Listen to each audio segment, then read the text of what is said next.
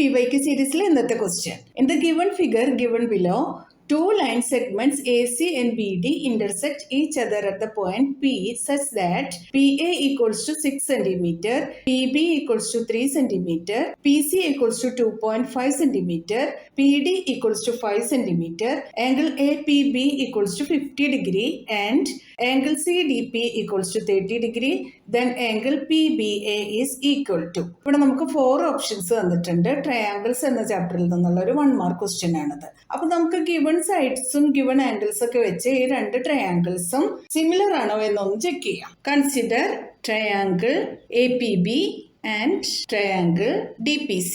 ഈ രണ്ട് ട്രയാങ്കിളിന്റെയും സൈഡുകളുടെ റേഷ്യോ നോക്കാം നമുക്ക്.